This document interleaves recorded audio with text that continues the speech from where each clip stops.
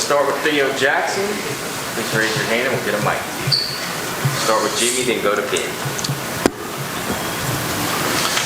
Theo, when you were injured and Turnage took over, you pretty much mentored him through the week. What led to that? Is that something that somebody did for you? Is it something you've done before? Talk a little bit about that. I mean, once I found out that, I wasn't going to be able to play, I kind of just took that role of, just like showing him like what to do and how to do it. Because, he's still kind of young and he doesn't really know everything about the position. So I just met with him every day just to tell him the ins and outs of every position, got him on film of what they're going to do and like, the different things that they'll show us. But as far as like somebody showing me, when I first came in, my kind of like mentor was Emmanuel Mosley. So I kind of, gave back what was given to me. Theo, when you all went back and watched the film, what do you feel like you all need to correct from the Ole Miss game going into the Alabama game to make sure Bryce Young doesn't run around like Matt Corral? I just feel like it's just pass rush lanes. Because, we had him covering the back end. It's just small things that we got to take care of in the front seven. And then once he does break, we got to, tackle him better because we missed a lot of tackles in back end on him.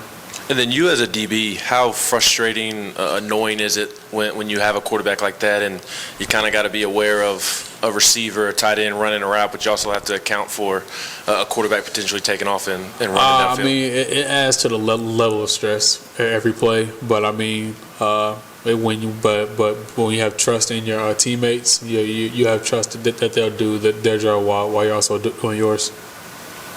Eric, and then Ben.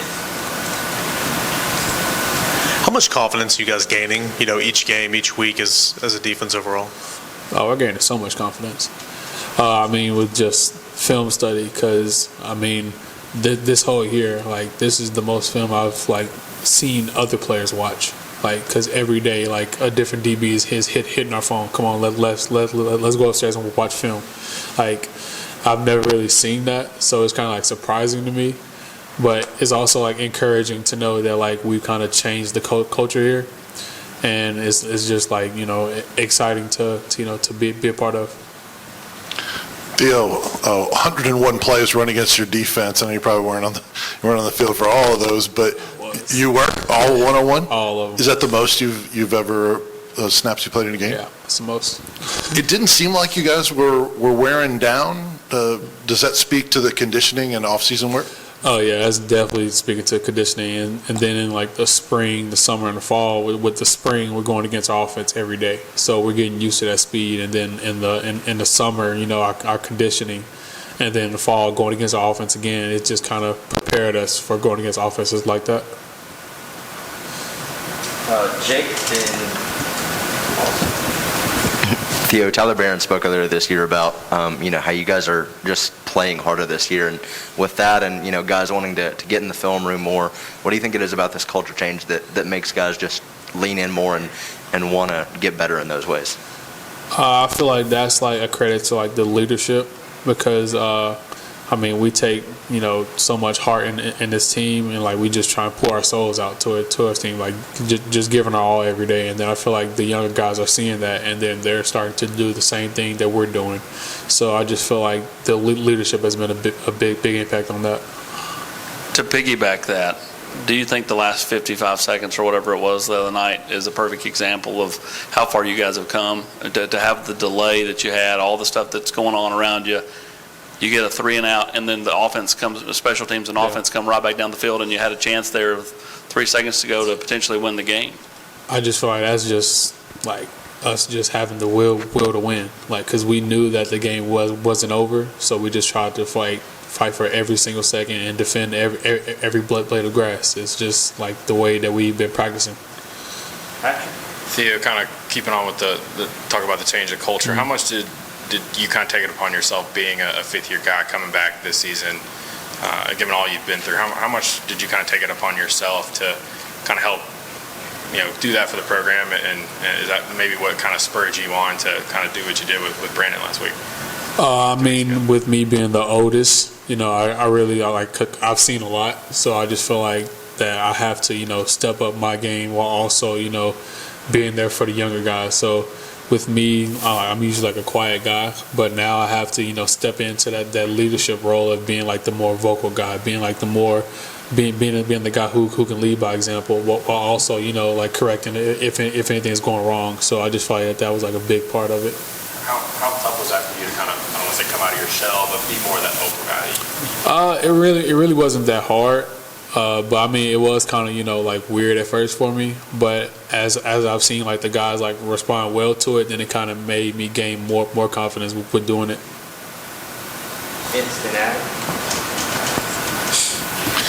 Kamal hadn't made his debut. What did you see specifically in how he played? I love the way Kamal plays, man. So much energy, and everybody knew that he didn't play much, but I told him like, yo, like just look at me, I got you, like cause I study so much, you know what I'm saying, so I can tell him like what's coming and what to look out for. So I was really just out there helping him out, and then he just took it and played well for the snaps that he had.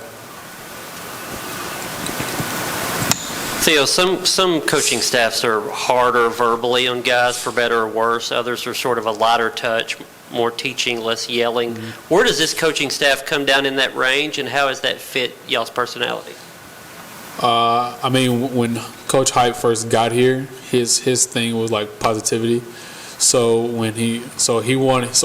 it's really more teaching and less like screaming and yelling. So I think everybody responded well to that because they don't want to go be somewhere where they're getting cussed out every other day. You know what I'm saying? So it's really just slowing everything down and actually teaching them, and then them understanding it better.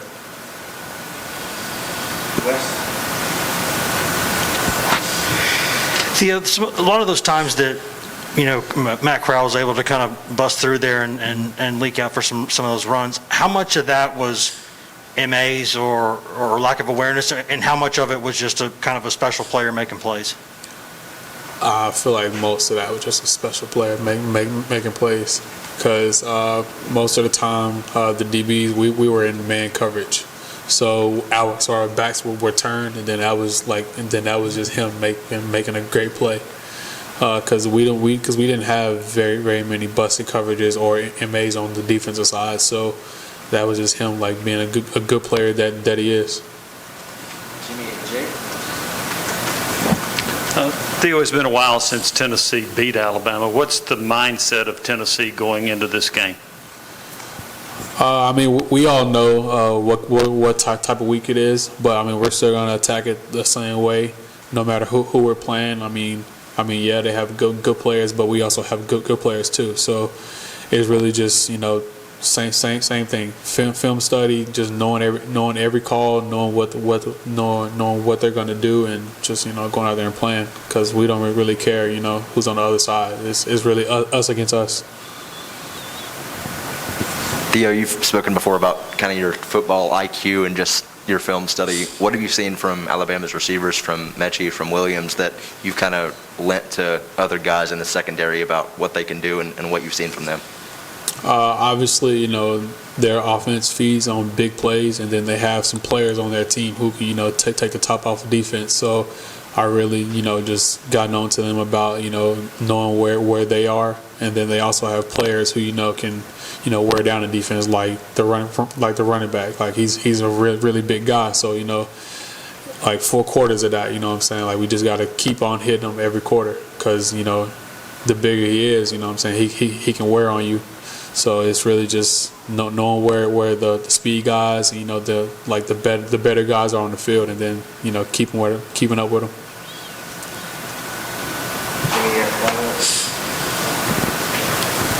Theo, one of the things that Coach Martinez said was the defense is playing hard, aggressive, doing a lot of right things, but they need to play smarter. Do you see evidence of that, where you need to play smarter?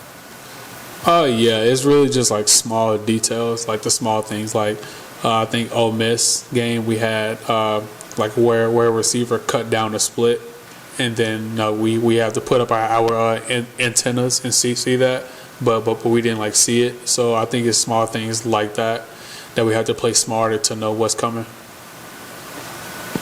Thank you, Theo. Mm-hmm.